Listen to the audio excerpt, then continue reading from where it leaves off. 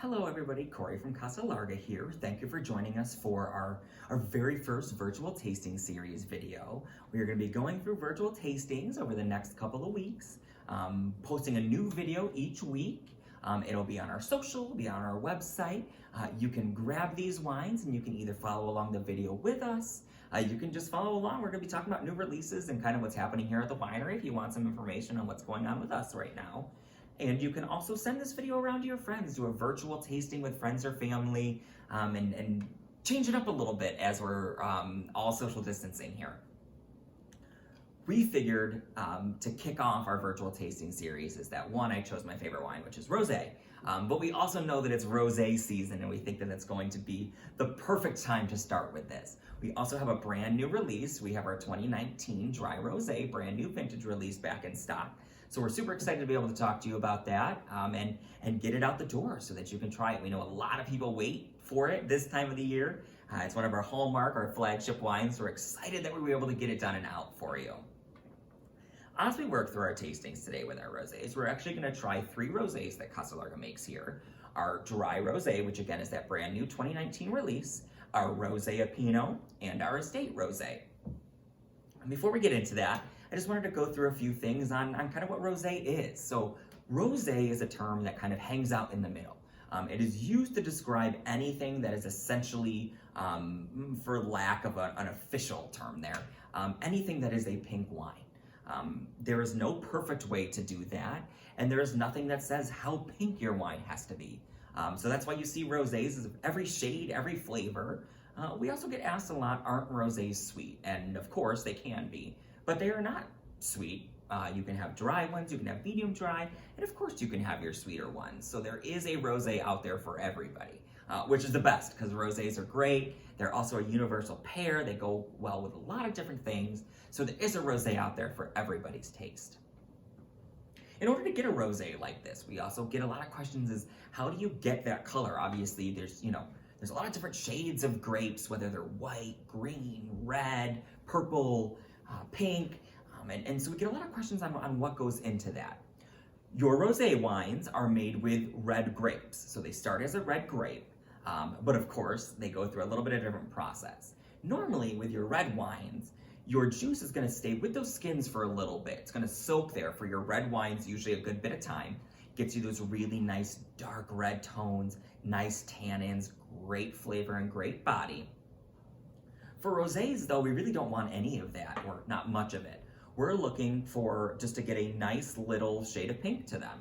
So instead of skin fermenting or soaking for a long time, rosés are usually done cold soak for 24, maybe 48 hours, just enough to give you a nice little natural pink tint to it, and then it is made and produced much like your typical white wines. Sometimes, though, your red grapes actually will produce a colored juice. A lot of red grapes actually produce white juice, so you need those skins. Some red grapes don't, and that's actually what goes on with these 2 rosés here. Some grapes come out with a dark color to begin with, so all you need to do is the press section, or direct press. And with that, we just let the grapes press as normal. They just contact those skins for as long as they need to during the natural press process, and then we move it into a steel tank and produce it much like a white wine again there. There is no perfect way to do that. They're both similar ways to get you to a similar result. There are some grapes that you're really going to want to do that with and others that you don't have to. But again, one of those things that is just kind of a personal preference of the winemaker or the winemaking team. With our 3 rosés here, though, I'm going to start right in the middle here with our Rosé Pinot. And this is actually one of our newest varietal wines. So we released the Rosé Pinot first for our 2015 vintage in 2016. And we grow a lot of Pinot here. We have about 42 acres on the property. And 5, 6, 7 of those acres are actually Pinot Noir. With the Pinot Noir Rosé, this is one that we do a little bit of that cold soak. So we let the grapes, the juice there, sit with the grapes with the skins for about 24 hours, very, very short period of time, just to give you that really nice kind of salmon pink light color to it. And then we put it in the steel tank and we go along with there. Pinot Rosés are really common here in the Finger Lakes. You can do rosé truly with any red grape. There are of course some that you prefer over others or that are used more often, but Pinot Noir rosés, Cab Franc rosés are quite popular here in the Finger Lakes. But you can also see Cab Sauves, you can see Syrah Rosés, you can see Deschanel Rosés that we're going to talk about here in a little bit. But you'll definitely see a lot of Pinot Noir ones and Cab Franc. With the Pinot Noir Rosé, this is quite dry, about a 0.6 residual. You're going to get a really, really nice, beautiful, light, fruity nose on it. Big difference with the Rosé of Pinot, though, is a lot of time in Rosés, you get a little bit of floral on the nose or in the taste. Rosé Pinot actually doesn't have a lot of that. It definitely goes fruitier, a lot of cherry notes, other tart red berries there, but also has a little bit of earthiness on the finish. And earthiness, just kind of as it sounds, any earthy tones are going to be things like soil, vegetation, grass. I know it sounds kind of like a weird thing. You're normally not looking for those in wines and other things there, but it gives you just a really nice earthy touch that is fairly common in a lot of red wines. Starts again, light cherry, really nice tart berry, has a great, great crisp natural acidity on there. It drinks a lot like your nice French style rosés that are crisp, fruity, naturally have a nice little bit of acid on there, which is why we really like it. We're gonna go in here and talk about these rosés in a second, but they're both a little bit softer. It's a grape that's naturally a little bit less in acid, so we really like how crisp this is. It's a great for those super, super dry white drinkers. Good little bit of acid. If you like a dry Riesling, you're gonna get a little bit of acid like you would in your dry Riesling there, but a really nice light crisp finish to it. Our other two rosés here actually use a grape called Deschanel, and I know just based on tasting and talking to people, I know a lot of people aren't familiar with that. And Deschanel is a hybrid grape that was really popular here in the Northeast, especially when the Finger Lakes was kind of coming on board in high production wine region. One of the biggest things about it is that it was naturally resistant to a lot of the types of mold and mildew that we have up here. Being in a little bit of a wetter climate, we tend to have to deal with some of these things a little more often than your nice dry wine regions. So having a grape that's a little more resistant to that helps us out a little bit on the front end. That being said, it's kind of lost a little bit of its popularity over the past, I would say, 2 to 3 decades. We actually have been growing Deschanel since we first opened.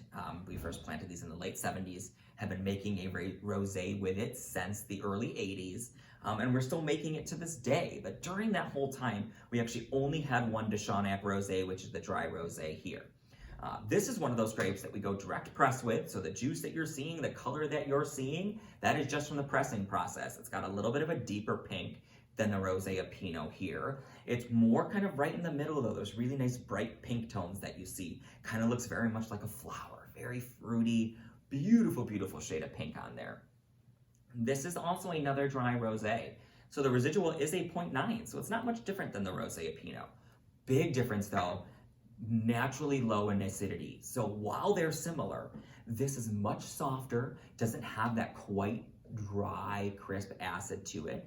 So what it does really nicely is it allows you to get a dry rosé that's not super dry. So for those who like a rosé maybe a little bit more in the medium, even ones with a little bit sweeter, this is a perfect rosé for you.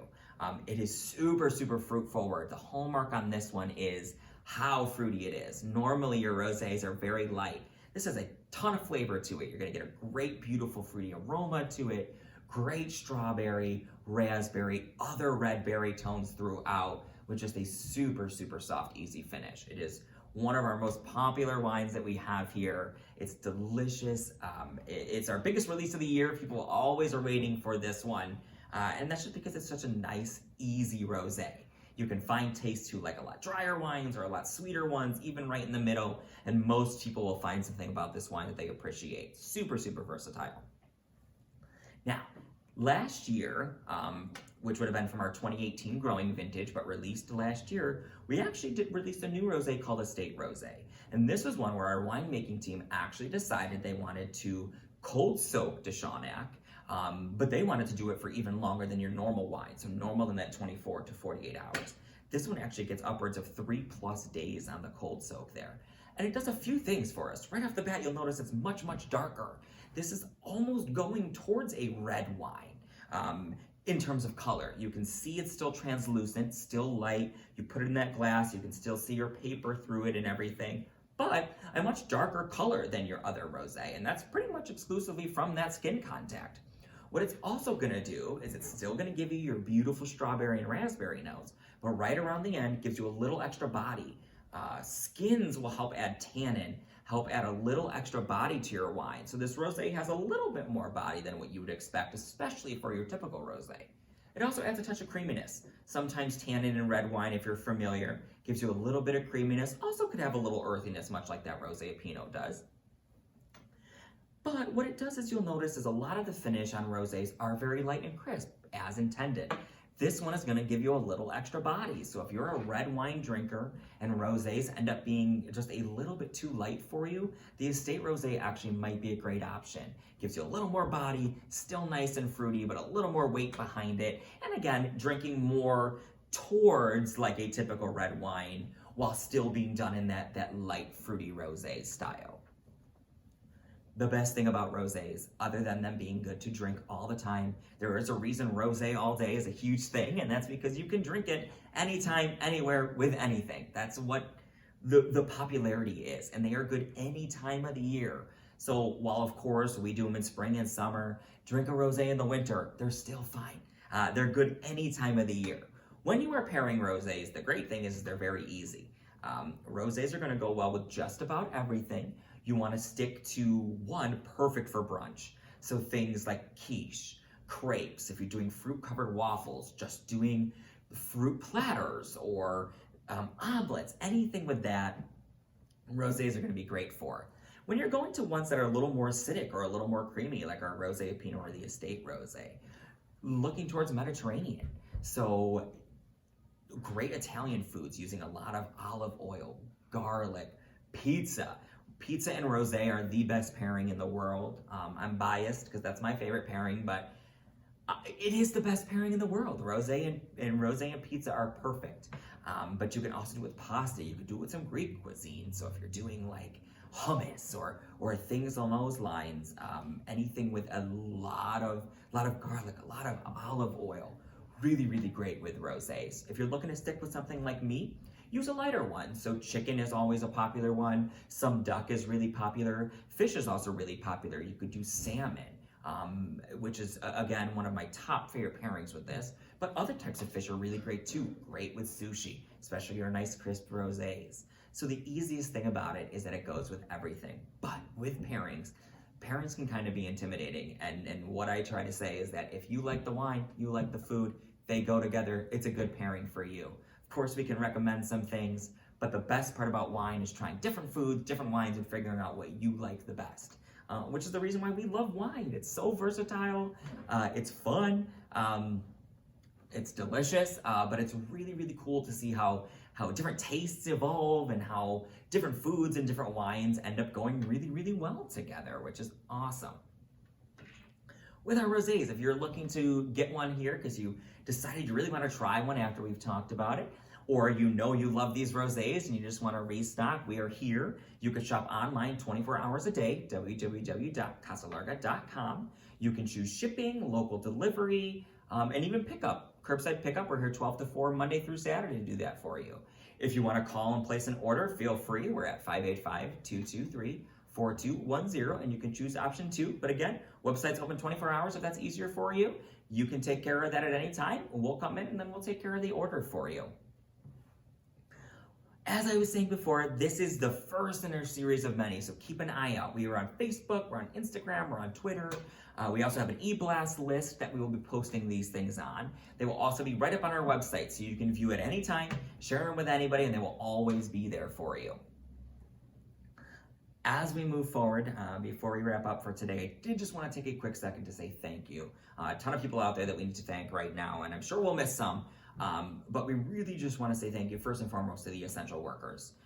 Of course, our healthcare workers and our first responders, but also anybody else who's providing an essential service right now, whether it's in grocery stores or public transport, working in gas stations, the restaurants that have stayed open to allow us to get takeout and support those small businesses during this time. Thank you to anybody who is out there day in, day out, working for us so that we can get through this time. It's tough. And it's tough on everybody, and the people who are out there working are making it that much easier for us, and we truly would not be able to get through this without them. I also want to send a quick thank you to all of our customers. We have had such an immense outpouring of support here since we've started this new process, and we've had so much understanding as we got used to the new world we're living in right now. But just the constant communication, having people either stop by to grab wine or just call us to see how we're doing, hearing from our fellow local businesses, our customers, it means the world right now. We appreciate it. We're so thankful for the outpouring of generosity that we have seen and we experienced. And given the circumstances, it has been completely wonderful, and we are super, super appreciative of that. So as we wrap up, from both myself and everybody here at Casa Larga, we hope you are staying safe. We are thinking about everybody and sending our well wishes to those out there who are dealing with this. Please continue to stay safe, and we look forward to seeing everybody here once we get through this and we can all hang out safely again. Please stay safe, keep you and your family safe during this time, and we look forward to seeing you soon.